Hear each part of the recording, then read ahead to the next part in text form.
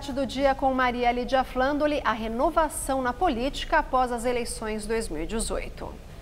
E são nossos convidados o economista Daniel José, deputado estadual de São Paulo, eleito pelo Partido Novo com 183.480 votos.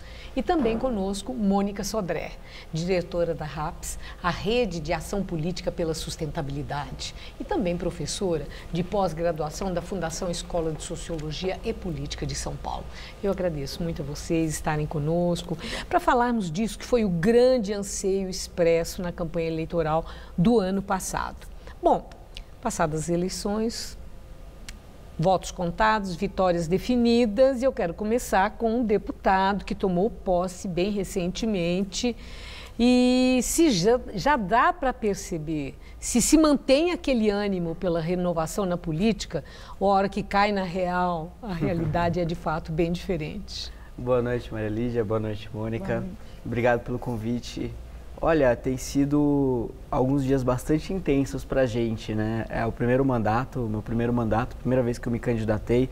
A Assembleia Legislativa de São Paulo tem uma data de posse muito diferente das outras assembleias e do Congresso Nacional. A gente só tomou posse na sexta-feira passada, então nenhuma semana a gente tem ainda. Mas as primeiras percepções estão aparecendo. Mas já pegaram uma eleição, né, da presidência da casa. Isso, eu fui candidato representando o Partido Novo, né? As nossas propostas, bandeiras, né? A gente enxerga a política de uma forma diferente dos partidos tradicionais, em diversos aspectos, e foi uma experiência muito interessante para construir ponte com os outros deputados, para conhecer os outros deputados, para apresentar propostas.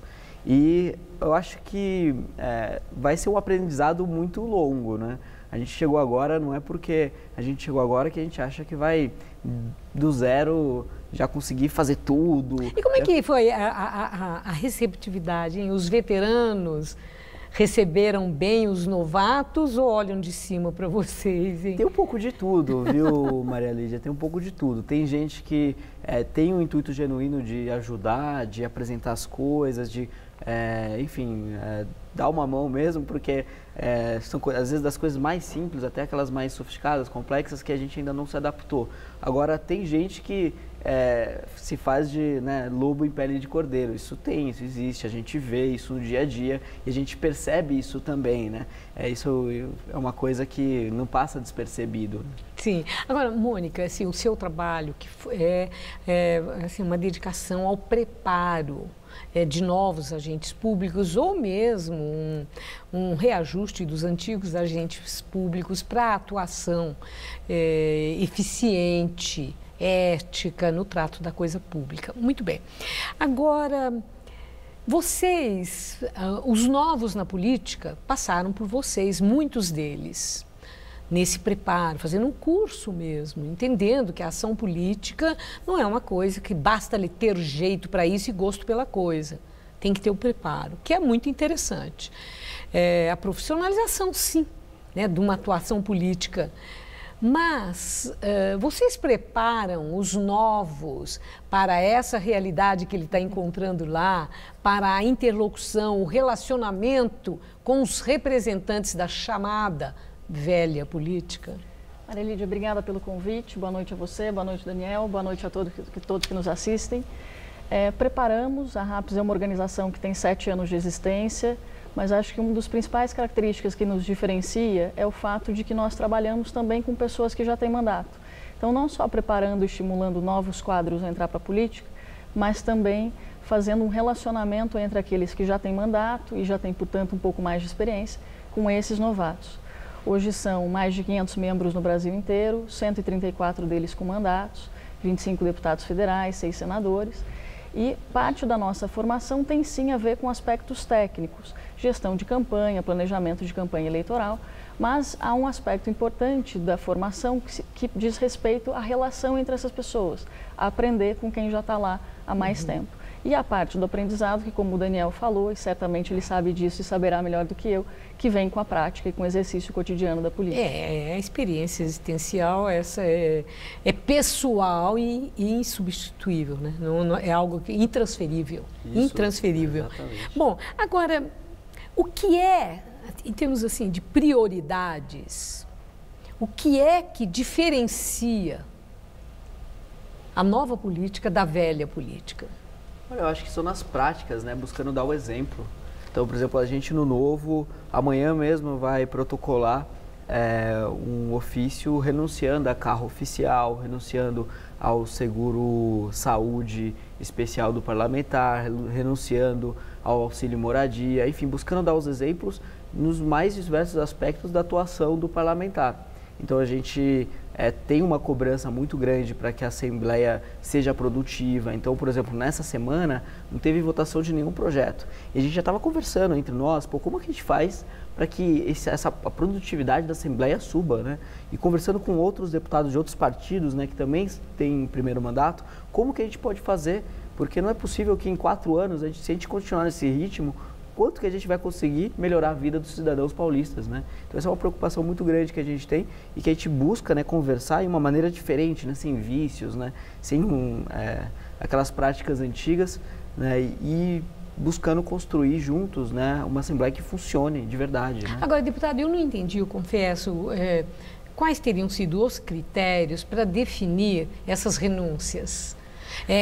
Eu vejo isso como um ato político que não é muito diferente de coisa da velha política, tem até quase que um tom populista. Eu peço desculpas por estar falando assim, porque impressiona o eleitor e a população. Olha, eles estão abrindo mão de benefícios que alguns deles até fazem sentido. Convênio médico, por exemplo. Por que abrir mão de um convênio médico? Que sentido faz o parlamentar não querer esse tipo de benefício, que é uma necessidade? Pois é, então, exatamente, é um ponto que é importante falar. O que é de fato necessário para fazer um bom trabalho e o que é supérfluo, o que é a mais. Sim, eu dei um exemplo do convênio médico, dentro dos seus exemplos. Mas, por exemplo, o convênio médico, comparando com o setor privado, quando você vê as condições, os níveis de tratamento, são completamente diferentes, né, de alguém de nível sênior no setor privado. Então, assim, isso está muito além... É muito acima? É muito acima. Né, um carro oficial de placa preta para andar no corredor. Tudo bem, tem deputado que viaja muito e precisa de um carro para se locomover, isso eu até entendo. Mas ou mesmo uma moradia, quem mora fora e tem que alugar uma casa em São Paulo, faz sentido ou não faz sentido? Olha, a questão da moradia. Então, eu acho que o trabalho é realizado... Como um salário indireto. O trabalho é realizado por boa parte do tempo em São Paulo e o salário ele é bom. Então, eu não vejo por que a gente não fazer essa medida, né? Eu acho que a gente tem que priorizar, acima de tudo, o valor que é do dinheiro do pagador de impostos, né? Cada recurso, cada centavo que está sendo gasto é o nosso dinheiro que a gente paga quando a gente recebe o salário, quando a gente compra alguma coisa. Então, a gente tem que tratar o dinheiro público, né, o dinheiro do pagador de impostos, como algo sagrado. E essa é a nossa visão e a visão de boa parte dos políticos que estão chegando, né? Agora, no RAPS, vocês passam esse tipo de orientação, assim, também um comportamento de renúncia, quase que de imolação pessoal, de fazer um sacrifício pelo bem público? Maria Lídia, nós temos alguns princípios e valores, a defesa da ética, da transparência, um compromisso com os recursos finitos naturais do planeta. São princípios muito genéricos, mas nós não temos esse tipo de compromisso necessariamente. Inclusive, a sua pergunta remete à nova, boa, velha política, enfim. Eu acho que renovação virou meio que um conceito de espírito do tempo, sobretudo nas eleições de 2018, porque veio de um desejo também da população, desde junho de 2013, pelo menos, que estava cansada e continua cansada de algumas práticas antigas, que se vê incomodada com o resultado da produção de políticas também. Mas acho que carrega um desafio que não é pequeno e um risco, que é o de a gente acabar criminalizando a política e o exercício da política. Então, a renovação, ela é importante, o fomento a novas pessoas na política é importante, mas esse é um pedaço do caminho, ele não é o caminho todo. E a gente não pode também criminalizar quem está lá e está fazendo um bom trabalho. Eu achei muito né? interessante que nós tivemos quase que uma transmissão de pensamento agora, em que eu ia confessar para vocês que eu quero tomar muito cuidado para não demonizar, sabe, a prática política, os políticos que atuam, que estão atuando, como se genericamente ninguém prestasse, político não presta, reforçando esses conceitos que acabaram assim se fortalecendo e se tornando quase que uma verdade que é muito repetida. E isso é lamentável, porque muita coisa boa que existe foi conquista política. Sim. Não é verdade? As próprias instituições, a sistematização da ação política, muita coisa que funciona e funciona bem, vem deste trabalho político. Então, não tem cabimento. A gente tem que ter essa preocupação em não demonizar, em não generalizar. Né?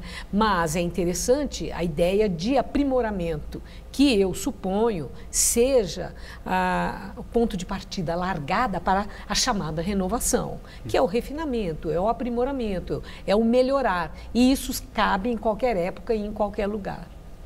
Certo? Agora, voltando a essa questão do preparo das pessoas que querem ter uma atuação na vida pública, dos futuros agentes públicos, ou mesmo dos que já são agentes públicos, no RAPS, vocês têm cursos de reciclagem, digamos, de requalificação para a modernização das pessoas que já atuam como agente público? Maria Lídia, um dos principais compromissos dessa organização é, sobretudo, ampliar a compreensão do conceito de sustentabilidade, né? Tirando a compreensão da esfera estritamente ambiental e falando sobre outras características que são importantes, como, por exemplo, redução das desigualdades e outros aspectos. Nós temos um preparo e uma formação para aqueles que entram e são incorporados à nossa rede todo ano. É um processo seletivo anual e gratuito, e nós acabamos de liberar os resultados de mais um esse ano, com mais 64 selecionados. E as pessoas que já têm mandato, nós temos, por exemplo, 14 prefeitos, 60 vereadores. Essas pessoas passam por uma série de debates ao longo do ano, presencial e online, sobre questão relativa à sua esfera de atuação. Eles vêm espontaneamente ou são trazidos por antigos políticos? Muitos vêm espontaneamente, muitos vêm pela própria propaganda que outros membros fazem do boca a boca. Esse ano nós triplicamos o número de interessados, então é um bom resultado e mostra que a população também está mais atenta à política institucional, mais disposta, assim como o Daniel, a entrar e fazer disso uma missão da sua vida. Né? Certo. Agora, Daniel, nós falamos muito da renovação na política e o resultado da eleição mostra que muita gente nova foi eleita. Sim. E isso correspondia também a um anseio da população. O eleitor também buscando novos elementos em quem depositar a confiança para a representação. Sim. Mas aconteceu uma coisa que, quando eu estava preparando a entrevista para vocês, assim que eu me dei conta de algo que eu quero saber que explicação que você encontra para isso, né, como deputado que tanto na Câmara Federal como aqui na Assembleia Legislativa, foram eleitos presidentes das casas, antigas lideranças. Na Câmara Federal, um representante do DEM, que quase que personifica a velha política, a antiga política. E aqui, representante do PSDB, que também tem um perfil semelhante. Por sinal, quase que historicamente têm sido aliados que se dão bem, que se entendem muito bem. O que explica isso numa época em que foi expresso tão claramente o anseio por renovação, na hora da eleição da liderança maior e do comando das casas legislativas serem os velhos líderes políticos? Olha, Maria Lídia, eu acho que essa é um período transacional. A gente enfrentou, né, no ano passado uma primeira onda de renovação política. Foi a primeira vez que a gente conseguiu ver pessoas que nunca tiveram nenhuma relação com a política se elegerem. Obviamente, esse número de novos deputados e deputadas ainda não é tão grande para fazer maioria no Congresso Nacional ou nas Assembleias Legislativas como aqui em São Paulo. Então, o que a gente fez, pelo menos no nosso caso, foi entendendo, né, até o papel da política, né, o valor do trabalho da política, que é aquilo que a gente estava falando anteriormente, né, e eu estou aprendendo com todos os dias, né, com os outros deputados, né, vendo a maneira como eles trabalham, né, admirando alguns, né, pela forma como eles se dedicam e servem, né, a população. Né, a gente buscou dialogar com os outros deputados, mas a gente sabe também que a política também atual, né, depende muito dos relacionamentos e tudo aquilo que foi criado por décadas. Das raízes. Das raízes. Então, ainda tem um choque inicial, né, e é muito difícil de saber o que vai acontecer ainda. Talvez agora essa renovação ainda não chegou nas cabeças, né, do Congresso Nacional e da Assembleia Legislativa. Mas quem sabe daqui a 2 anos, né, com a próxima eleição do Congresso da Câmara dos Deputados. Ou no ano que vem, né? Nós já temos as eleições municipais. Eu estou falando das Assembleias da Câmara dos Deputados, os mandatos são de 2 anos. Então, daqui a 2 anos, quem sabe já consegue se organizar, já tem relacionamentos criados ali que já são suficientemente fortes, né, para de repente fazer uma campanha vencedora. Isso é o tipo de coisa que talvez vá acontecer em breve. Mas, de novo, né, sempre um passo de cada vez, aprendendo. Tanto que um comportamento que eu tenho tido agora, né, é dar um passo atrás, observar, aprender, entender onde eu estou pisando, como que a gente consegue trabalhar para, de fato, de novo, né, servir a população paulista. Bom, tem uma novidade, e eu queria ouvi-la, Mônica. É o seguinte, lá na Câmara Federal chamou a atenção a representação parlamentar das chamadas bancadas temáticas. Quer dizer, bancadas que representam segmentos da sociedade, interesses bem departamentalizados, né? A chamada bancada da bala, a bancada evangélica, do agronegócio. Eu quero... Como entender essa representação política, se isso é renovação na política, em detrimento dos partidos políticos que sistematizavam e organizavam essa representação? Perfeito. Como é que vocês veem no RAPS isso? Maria Lídia, as bancadas sempre existiram e são uma forma de organização legítima por setores, por segmentos sociais. Em geral, a gente costuma olhar para os partidos como organizações, organismos que não conseguem mais, no século XXI, dar voz e traduzir as demandas da sociedade. O que geralmente a gente esquece é que os partidos são fundamentais para dar coesão aos parlamentos. Existem uma série de regras internas, definidas ou não em regimento, que se dão e cuja negociação se dão com base nas lideranças dos partidos. Então, a gente defende que os partidos são, sim, mecanismos de representação e devem ser valorizados nesses espaços, mas a gente precisa também não só fomentar novas pessoas à política, como viemos falando aqui, mas também mudar os incentivos, né? A gente tem partidos políticos que recebem, como todos, recebem recursos públicos da ordem de 5% do fundo partidário. Fundo partidário. E a gente tem pouca informação sobre como gastam, o que fazem, se destinam isso para ações de fomento a lideranças femininas, por exemplo, que também é especificado por lei. Então, os partidos, na minha visão, continuam sendo importantes. Mas, obviamente, temos aí outros desenhos e outros modelos também, não diria de agregação de preferências, mas de discussão de temas relevantes na sociedade. Bom, gente, o nosso tempo terminou, já fui avisada aqui que não fazer nenhuma pergunta, tá? A conversa tá boa. Então, não, mas eu achei, é muito interessante, eu espero que vocês voltem, para que nós possamos acompanhar todo esse movimento de refinamento da atuação política, de renovação na política, do estabelecimento das prioridades, dos critérios que estão norteando toda essa ação que vem movida por um interesse muito grande em aprimoramento da atuação política. Vamos ver se, de fato, esse ideal, essa causa vai ser alcançada e conseguida. Vamos acompanhar juntos. Muito obrigada, muito boa sorte. Obrigado. Boa noite. Obrigada. Boa noite. Laerte.